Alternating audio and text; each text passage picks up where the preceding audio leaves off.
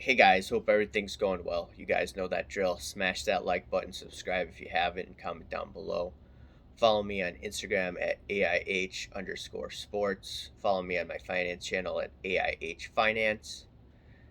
And also remember to subscribe to this channel itself. All right. I know a lot of people watch this channel but aren't subscribed. All right.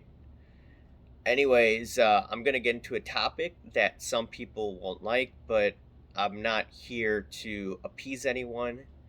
And this is just me being upfront and honest with my own opinions about this market. But the reality is, if you look at many corporations out there that have just started up in the past few years, one of the themes they talk about is liquidity. If you go on various websites, they talk about we are going to be adding liquidity to this market. It goes on and on and on. And just think of many of the new platforms out there. You wouldn't be surprised if they have the term liquidity. I'm not going to get into all the products out there, but there are just many places talking about that. And also, you have people, and I've mentioned this before, a lot of people in the industry talk about, hey, this is like the stock market. This is just like investing in stocks, et cetera, et cetera, et cetera. In reality, it's not. They use the market capitalization example, which, in my opinion, is a farce, right? Some people will not like to hear that, but that's just the reality of it. There are benefits to speculating in collectibles, but that's when you buy when no one really is looking and the demand just skyrockets and the price also skyrockets. And, for those that are flipping or just want a quick buck, that's probably a time maybe to take profits unless you have a longer term horizon. But all of these liquidity pumpers will not mention to you that, hey, guess what? This market is now liquid. And I have a few more articles that I dug up from the Chicago Tribune, and I'm going to add some comments to it. And I'll read it right now. Collectibles gather fans as stock take wild ride. This is by Andrew Leckie in 1999. Okay, this was over 20 years ago. He used to write a lot about the collectibles market. I believe now this author is retired, but he is, I believe, an expert in the collectibles arena. And let me just get into one of the paragraphs here. Collectibles are no substitute for the stock market or other conventional investments, but entirely different animal with roots planted in pure enjoyment. They don't offer the liquidity of stocks. That's right. They don't offer the liquidity of stocks, okay? For an item is only worth more if you can find someone willing to pay for it. They require brain power, good fortune, and a sensible time horizon to succeed. Okay? Look at that phrase again. Sensible time horizon. Right now, we are in an environment, or if you go back a year, 2 years ago, people thought, hey, look, I can 3x my money within 3 months. That's not a sensible time horizon. All these things went up because all this funny money from the Federal Reserve, and we were locked down at home. And also, there weren't that many sports on at that time. You couldn't go to games. All that discretionary income used to go to the ball game. Well, that discretionary income just went to sports cards. And the Retro Hoops collectible, that dude, I believe his name is Omar, he made a good point about that in one of his videos last week. So, yeah, that's the other thing. Sensible time horizon. It takes years. Okay? And let me go through another. Let me just read you a little bit here, too. Those who do best in selecting things that appreciate tend to collect with their hearts and their minds.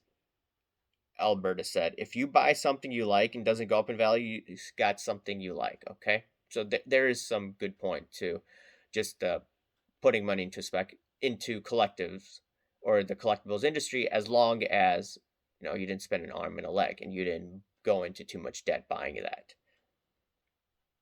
If people are willing to stick with it 3 years or longer, they'll see quite a significant increase in the value of what they've collected.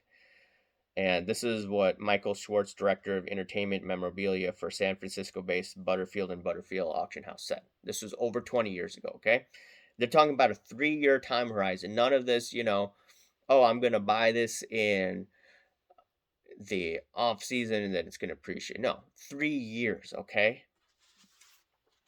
All right, and now I'm looking at an article, Don't Bank on Profit from Collectibles. This is from a Chicago Tribune article in the summer of 1981, okay? Before I was born. All right, let me start at this paragraph. That's precisely the motivation that the dozens of companies providing. No, I'm not going to do that. Okay, here, I'll start with this paragraph. If there's one thing we do, it is not stress the investment value, says Nathan Braun, a spokesman for Franklin Mint, the largest and best producer of limited edition collectibles. We tell collectors, and we stated over and over publicly, that a collectible should be purchased only because it's pleasing aesthetically to the owner. If it does happen to appreciate in price, as many of them do, it should only be a bonus. That's a responsible thing to do, unlike what the liquidity pumpers are saying and unlike what the flippers say. Okay. If it is aesthetically pleasing to you, if you like how it looks, buy it. A individual at a brokerage house said. But don't stake your investment hopes on it.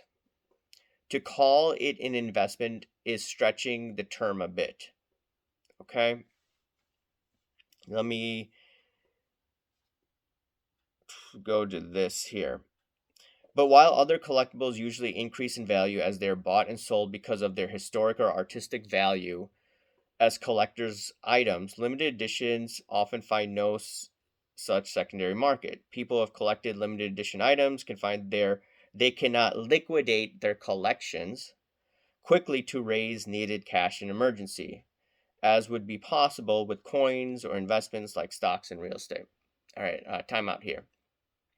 So I was going through some articles in the past about collectibles market, and the people that got scammed with Bernie Madoff, they had a cash flow issue when that happened, and the market was tanking. So they had to forcefully liquidate their collectibles at a fire sale price.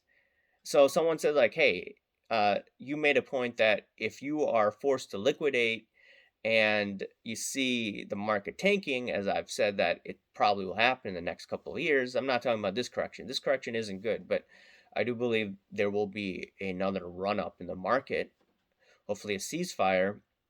But regardless of the reason why the market, I believe, will go up, you have to look at the fact if you are forced to liquidate in a downward market, stock market crashing, positive real interest rates, etc., whatever it is, then guess what? You're going to be on the losing side of the trade. And that's the thing. It's all about liquidity. All right, and let me go on. Most coin and art dealers show little interest in the manufactured collectibles. And the last thing I want to read to you is the liquidity factor is a critical thing, Hardman says. If people had to liquidate in a heavy situation, they'd really take a hit. So, yeah, it's all about liquidity. These are older articles showing the fragility of the collectibles market in a downturn. And yeah, someone will be like, "Hey, you're being negative, this and that." I'm like, "Hey, look, the industry is not talking about this. It may not be beneficial to talk about this because once people realize, like, hey, I'm buying at a high price, and on top of it, this thing's not liquid." So for me, is if I want to buy something that's not liquid, I want to look at an item that's showing not too much demand, and I'm anticipating that the demand will increase substantially, price will go up, and then I could sell that item. But once again, I have a longer time horizon, unlike what of many of these people these days, right? That's why I came into collectibles. I wasn't coming in here to get rid of the item make 3x in 3 months, right? That's how some people do it. That's not the way to make money for most people. Do some people make money? Yes, they do. But I wanted to highlight this because the industry is pushing, in my opinion, a false notion.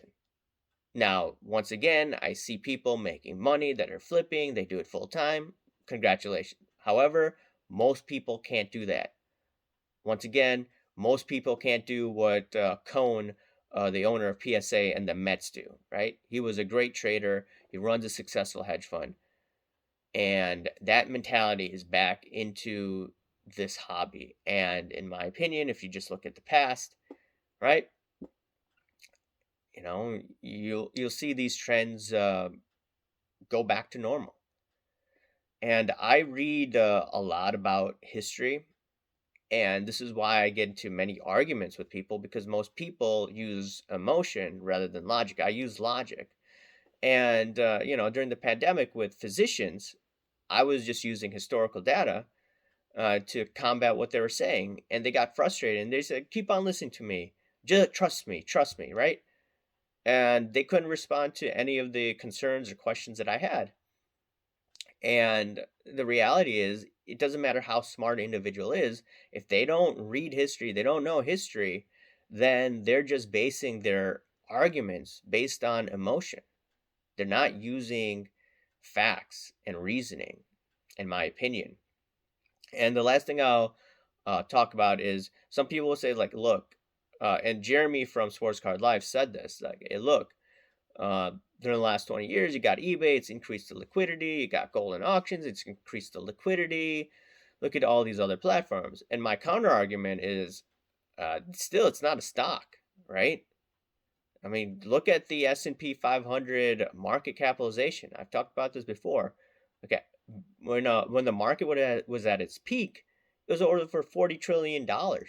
I find that insane, but that's the information that I read. You're talking about a market capitalization, trillions of dollars, compared to this valuation, if you want to say, this market capitalization. Some people say, what, $10 trillion or whatever? Not $10 trillion, $10 billion. That's peanuts. And you don't see the same amount of um, volume. I could get millions of shares traded in Apple.